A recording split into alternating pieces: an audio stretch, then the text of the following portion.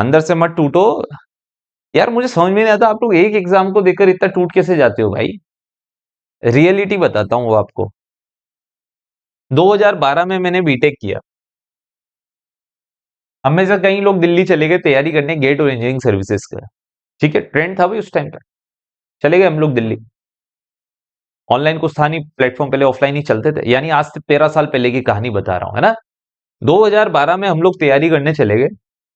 हमने की वही 1 साल तैयारी करी, गेट में मार्क्स आए, बट पीएसयू अकर करने जितने मार्क्स हमारे नहीं आए। सीधी सी बात, पहले टर्न में हमारे पास नहीं आए बॉस। पहले के हमारे तो दूसरे में भी नहीं आए, है ना। हाँ, ये रियलिटी है। हम लोगों ने फर्स्ट टाइम 2012 में तैयारी करी। हम लोग चले गए, हमारा बीटेक होने के बाद यानी जून में हम सब लोग दिल्ली पहुंच गए, सब दोस्त वगैरह जो भी थे सीरियस थे। और फरवरी के फर्स्ट वीक में यानी 10 फरवरी को हमारा एग्जाम हुआ, 10 फरवरी 2013 को। ठीक है भाई। आईआईटी रुड़की ने पेपर बनाया था जहां तक मुझे याद है ना, 2013 वाला। हम लोगों ने पेपर दिया। मुझे आज भी याद है, मेरे 2013 में 55 मार्क्स आए थे, है ना, गेट में। नहीं हुआ हमारा पीएसयू के मार्क्स जितना नहीं हुआ। ये 55 मार्क्स अगर 2012 में आते, 55 मार्क्स पे आई थिंक, मेरे ख्याल से जहां तक मुझे उस टाइम मैंने रैंक देखी थी, 43वीं रैंक थी, ऑल इंडिया रैंक। बट 2013 में थोड़ा सिनारियो चेंज हो गया था, स्टूडेंट्स ने काफी ज्यादा स्टूडेंट्स ने पेपर दिया। और हाईएस्ट मार्क्स भी काफी अच्छे थे, 92 मार्क्स हाईएस्ट गए थे जो गेट की हिस्ट्री में पहली बार। अब लगा मुझे कि यार मैं टूट गया। 6 महीने तक लगातार एक कमरे में से बाहर नहीं निकला। स्पेसिफिकली सर्दियों के दिनों में अक्टूबर में मैं रूम में पैक हुआ था, सीधा फरवरी के दिन यानी 10 फरवरी को पेपर देने निकला था हॉस्टल से, है ना। हाँ, सूरज भी नहीं देखा था 5 महीने से। समझ रहे हैं आप लोग। एक ही रूम के अंदर सड़ा हुआ था। यार पीएसयू मिल जाए बस। गरीब घर से हैं भाई, पैसा वैसा है नहीं, जैसे तैसे तैयारी करने के भैया ने जैसे तैसे पढ़वाया। वेट करना है, बीटेक करवाया, फिर बीटेक के बाद भाई ये भी करें। नहीं हुआ पीएसयू में, अंदर से भयानक तरीके से टूट गया। अब भयानक तरीके से देखो, मेरी लाइफ में कुछ होता नहीं है भाई, हम इंजीनियर हैं। हमारी लाइफ में होता है लेकिन बहुत ज्यादा भयानक नहीं होता। मतलब मैं थोड़ा वो, अरे यार मार्क्स नहीं आया यार, I was very tensed. Of course tension होती है भाई, जो सीरियस था उसी को तो टेंशन होगी, जो सीरियस नहीं होगा उसको कहां से होगी, है ना। मेरा रूममेट था, वो मस्त था। उसके फादर जो है वो डॉक्टर थे, डॉक्टर क्या कंपाउंडर थे, है ना। हाँ, तो वो एकदम मस्त था, उसका लाइफ में क्लियर था भाई मैं तैयारी करने आ गया क्योंकि तू आ रहा था, सभी लोग आ रहे थे तो मैं भी आ गया। उसने दिया, उसके गेट में -3 नंबर थे। उनको टेंशन ही नहीं थी। कोई बात नहीं यार, अगले साल दे लेंगे, कुछ और तैयारी कर लेंगे। जो जो जो लोग सीरियस नहीं है, ठीक है यार, उनको टेंशन है होती। आज वो बैंक पीओ है ना। हाँ, मैं उसने अपना लाइन चेंज कर लिया एंड बैंक पीओ है वो, उसको जॉब करते हुए 7 साल हो गए, है ना। हाँ, 55 नंबर आए, टूट गया। अब मिल रहे थे तो आईआईटी कॉलेज मिल रहे थे जो आप लोगों के एमटेक के लिए, बट एमटेक कभी सपना था ही नहीं भाई, नौकरी लगनी थी, सीधी सी बात थी। घर में पैसा देखा ही नहीं, शुरू से पैसा देखा ही नहीं भाई, गरीब बच्चे हैं तो शुरू से पैसा नहीं देखा, तो भाई पैसा कमाना है, सीधी सी बात है। भाई रहने के लिए पैसा तो चाहिए ना। अब घर वाले भी हाथ खड़े कर दिए भाई, 1 साल और दे दिया बीटेक के बाद, अब पैसा नहीं देंगे। अब क्या करें भाई, टूट के क्या, बिखर के क्या, रोने लग जाते, मर जाते क्या, नहीं। बोला ठीक है यार, अब करेंगे कुछ ना कुछ। फिर भी घर वालों को जैसे तैसे कन्विंस करके भाई देख लें भाई, एक साल और कर लेते हो। अगले साल वापस किया। अगले साल वापस किया तो 42 नंबर आए थे। 2000, ये 13 का पेपर दिया था 2012 में पास आउट होने का, 2014 में ये लो 42 नंबर। घर वालों ने बोला अब शर्म है तुझे, तेरे नंबर और कम हो गए। मेरी रैंक यहाँ पर जो थी उससे फिसल गए, 2600 समथिंग आ गई ना, से 2700 समथिंग आ गई। 2742 रैंक के आसपास आई थी मेरी 2014 में। घर वालों ने वो, पड़ गई तेरे कलेजे को ठंडक। अब मैं अंदर से टूट गया। टूट गया यानी क्या, टूटना क्या होता है यार, फालतू की बात है। मतलब मैं बड़ा परेशान हुआ, कहने का मतलब है ना। हाँ यार, 2 साल एकदम खतरनाक तैयारी करी, कुछ नहीं हुआ यार। अरे खतरनाक तैयारी करी कैसे हो जाएगा यार। 4 साल की इंजीनियरिंग का सिलेबस तू साला 6 महीने में तैयार करने बैठा है, कहां से होगा तेरे से, है। चार, मतलब बहुत बड़े इंजीनियर, पहले इंजीनियर को इंजीनियर साहब कहा जाता था। आज के टाइम पर तो इंजीनियर की क्या औकात है वो तो आप भी जानते हो। पहले इंजीनियर को इंजीनियर साहब कहा जाता था भाई, उनका बेटा या उनके जो है वो इंजीनियर साहब का बेटा है एंड ऑल दैट, इंजीनियर साहब के नाम से जाना। आज इंजीनियर की हालत तो आप लोग जानते ही हो। उन विद्वान लोगों ने मिलकर भैया एक ऐसा टफेस्ट कंपटीशन वाला, एक पूरा पर्टिकुलर माहौल वाला, एक अच्छे इंटेलेक्चुअल पर्संस के लिए इंजीनियरिंग का कोर्स बनाया। और उन्होंने कहा बहुत इंटेलेक्चुअल, बहुत इंटेलिजेंट बंदे होंगे तो जाके 48 महीने में, 4 साल की इंजीनियरिंग यानी 48 महीने में जाके सिलेबस को बहुत मुश्किल से कर पाएंगे। किसी में बैक लगेगी, जैसे जैसे मर तड़ के बेचारे पास होंगे, अगर होंगे तो 48 महीने में। और तुम यहाँ हीरो बनने आ गए हो, 6 महीने में तैयारी करेंगे, तो हमारी सारी हीरोगिरी निकल गई।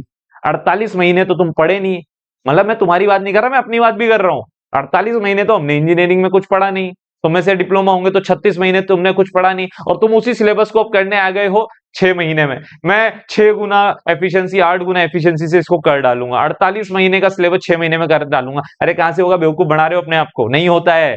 48 महीने का सिलेबस 6 महीने में करने आए हो तो इस बात का ध्यान रखो कि उन विद्वान लोगों के कंपैरिजन में इतने विद्वान नहीं हो, वो विद्वान थे तब जाके 48 महीने में कर पाए हैं। और तुम कहते हो तुम 6 महीने में कर लोगे, तुम इतने विद्वान हो, साला मैगी खा खा के तो तुम्हारे दिमाग सड़े हुए हैं। मैगी खाते हो, अरे भाई उनके जितना शुद्ध खाना, उनके जितना दिमाग अभी के टाइम पर कहाँ मिलेगा भाई, है कहीं नहीं मिलता है। तो अगर आप सोचो मैं उस आज के इस कलयुग के सड़े गले खाने और सड़े गले दिमाग से उनसे 8 गुना एफिशिएंसी से चलूं, और उन्होंने जो 48 महीने में करके दिखाया था मैं 6 महीने में करके दिखा दूं, भैया कहां से होगा, नहीं होगा। पहला साल नहीं हुआ, 6 महीने में नहीं हुआ, पूरा 1 साल और दे दिया। अब दोबारा वापस साल दिया तो पहले तो 6 महीने को दोबारा रिवाइज करना पड़ा, उसमें निकल गया, बचे हुए 6 महीने थोड़ा सा प्रैक्टिस करने में निकल गए, तो वापस हमने 6 + 6 12 महीने ही दिए। 48 महीने का था भाई, इतनी जल्दी नहीं होगा। फिर कुछ एग्जाम निकले, गेट का नहीं निकला लेकिन भाभा एटॉमिक रिसर्च सेंटर का एग्जाम निकला, कुछ पर्टिकुलर राजस्थान की लोकल वैकेंसीज थी उनका जरूर आप लोगों का एग्जाम निकला। बट एग्जाम निकला तो फिर CBT 1 निकला तो CBT 2 नहीं निकला, प्री निकला तो मेंस नहीं निकला। अरे कमियां अभी है, अभी अभी और फुलफिल करनी पड़ेगी। हमने कुछ नहीं कहा भैया, घर वाले तो पैसे देंगे नहीं, हम लोगों ने एमटेक ज्वाइन कर लिया कि चलो यार एमटेक ज्वाइन कर लेते हैं।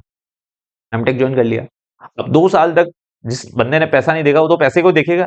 इतना 1.5 साल तक पढ़ा है तो भाई पढ़ाना तो आता है, मतलब कंटेंट तो अच्छे से आता है, बस एग्जाम में परफॉर्म नहीं कर पा रहे, तो भाई साहब हम लोग पढ़ाने लग गए। 2014 स्टार्टिंग में ही, यानी सितंबर में मैंने एमटेक में एडमिशन लिया और हम लोग पढ़ाने लग गए, यानी कोचिंग इंस्टीट्यूट में जाते थे, पढ़ाते थे और अपना एमटेक चल ही रहा था, दैट्स ओके। अब इतना मशगूल हो गए, एमटेक तो अपने टाइम से खत्म हो जाती है, एमटेक का कोई इतना लोड नहीं होता है। जब बीटेक की कर ली तो एमटेक क्या है, एमटेक तो और सस्ते में निमट जाती है, सस्ते में यानी पैसों के बारे में बात नहीं कर रहा, दिमाग से फ्रीली निमटेगी। सीधा 2 साल में पढ़ाने में पूरा बिजी हो गए, सारी तैयारी छूट गई और सब कुछ खत्म हो गया, ओवर एज भी हो गए, और 2 साल बाद आउटपुट क्या है, हम टीचर बन गए, ये लो स्ट्रीम ही चेंज हो गई। अब 2016 में जैसे ही एमटेक से पास आउट हुए, सोचा अब क्या करें भाई, टीचिंग ही कर रहे थे, अब ओवर एज भी हो गए, अब एग्जाम भी नहीं दे सकते। जनरल कैटेगरी से ओवर एज हो चुके थे, 27-28 साल के जैसे होते हो वैसे ही over age, that's okay. PSU का सारा ख्याल दिमाग से उतर गया। हम लोग कहाँ गए फिर, यार एक काम करते, टीचिंग कर रहे थे तो टीचिंग ज्वाइन कर लेते, तो हमने एक कोचिंग इंस्टीट्यूट ज्वाइन कर लिया। अब कोचिंग इंस्टीट्यूट इस महीने भेज रहा है लखनऊ, इस महीने पटना, इस महीने बिहार में कहीं और, कहीं और, कहीं नागपुर, कहीं जो है सूरत, कहीं और, कहीं और। हर महीने इधर के उधर ट्रेवल कर रहे हैं। एग्जाम फॉर्म भरते थे कि चलो अभी कुछ एग्जाम्स में बाकी, एग्जाम फॉर्म भरते थे, एग्जाम देने नहीं पहुंच पाए कभी, क्योंकि कभी सेंटर पे पढ़ाने, कभी सेंटर छुट्टी नहीं मिलती थी। टोटल 7 साल तक कोचिंग इंस्टीट्यूट में पढ़ाया, 2 साल एमटेक की ड्यूरेशन में पढ़ाया, 2014 से 16, फिर 16 से लेके अभी आप लोगों का 7 साल और पढ़ाया 2022 तक, 6 से 7 साल। फिर पता चला यार सब बिगड़ गया साला, कोचिंग इंस्टीट्यूट तो कोरोना के बाद से बर्बाद हो गए। आपको मैंने एक वीडियो पहले भी बनाया था भाई इस पे, ठीक है भाई, हम भी बर्बाद हो गए, दैट्स ओके। अब हमने कहा यार हायर एजुकेशन भैया, फैमिली स्टेबलाइज करनी थी, ऑफ कोर्स। अब आप सोचो, मैं फैमिली स्टेबलाइज करने की यानी दोबारा नौकरी की खोज में निकला कब, 2022 में, यानी कितने साल हो गए थे मेरी बीटेक को, 2012 से 10 साल हो गए हैं, and I am still searching for the job now again in 2022। अब मैं सोच रहा हूं कि अब मैं क्या करूं, not searching for the job but I am thinking कि मैं अब मैं क्या करूं।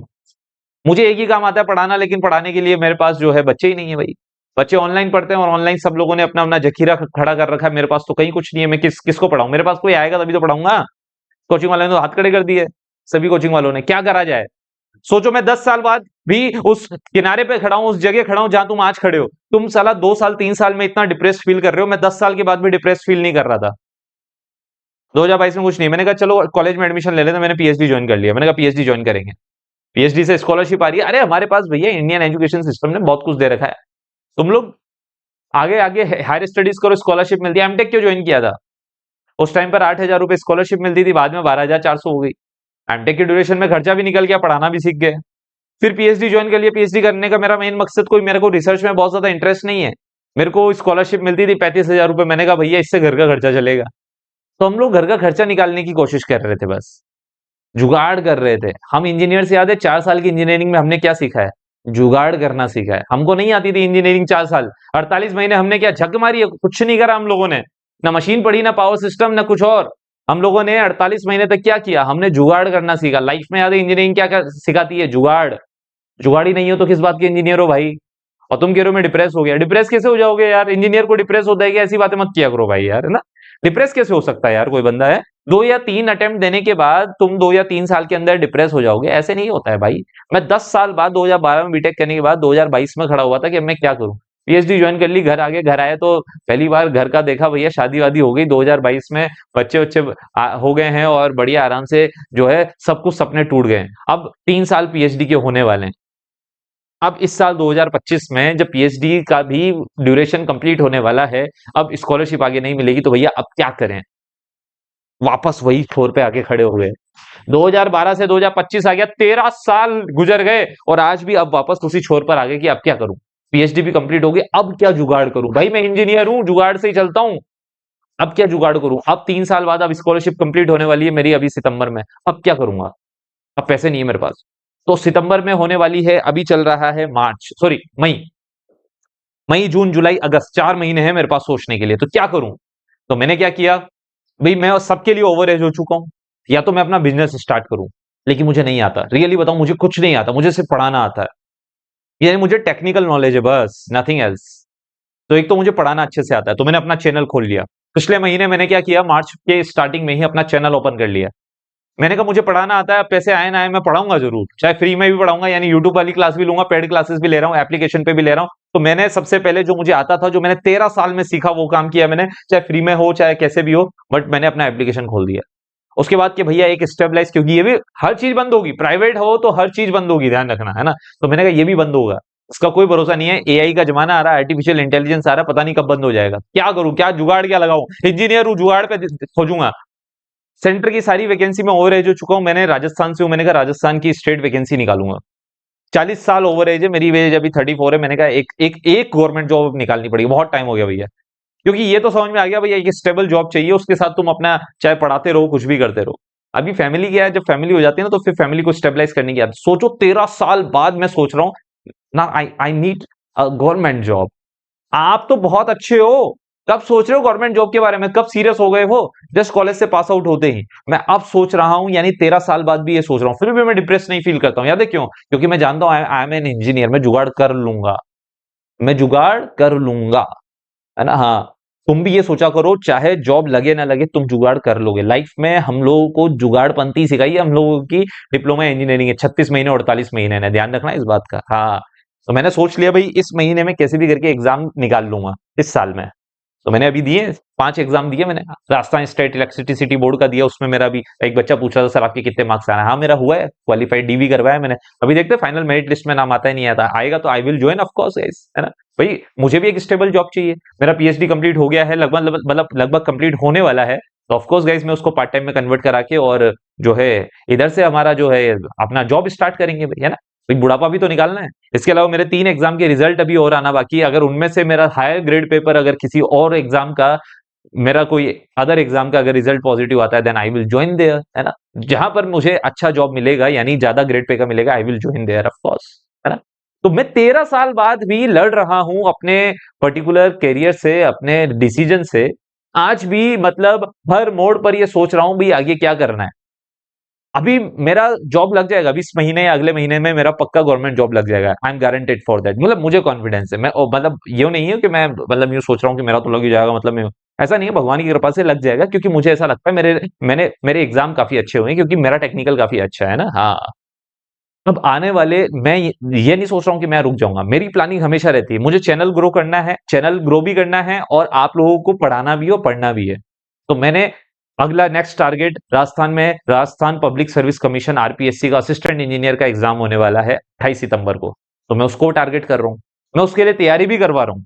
आप लोगों को यहाँ पे साफ साफ लिखा आरपीएससी, मैं इसके लिए तैयारी भी करवा रहा हूँ और खुद भी तैयारी कर रहा हूँ। मैं खुद तो निकालूंगा, I am guaranteed, I will try my best, मैं इसको निकालूंगा। और जितने बच्चे मेरे बैच में पढ़ रहे हैं उनका भी निकलवाऊंगा, उनका भी निकलवाऊंगा सिलेक्शन, है ना? तो मैं जितने बच्चे मेरे पास कॉल करके जब बैच लेता ना आरपीएससी का, सर मैं बैच ले लूं, आरपीएससी के लिए तैयारी कर रहा हूं सर, मेरा हो जाएगा क्या? भाई अगर मेरा हो जाएगा तो तेरा भी हो जाएगा, क्योंकि मुझे जितना आता है ना उतना फुल एफिशिएंसी से तुझे भी दूंगा। और आरपीएससी मेरा पहले एक बार निकला हुआ है 2018 वाला प्री एग्जामिनेशन, बट मैं मेंस देने ही नहीं जा पाया। मैंने कहा ना, मैं इधर से उधर डोल रहा था, सब जगह क्लासेस ले रहा था। आरपीएससी में बहुत क्लासेस ली मैंने 2018 वाली वैकेंसी में, है ना, हाँ, जिस कोचिंग इंस्टीट्यूट में मैं था।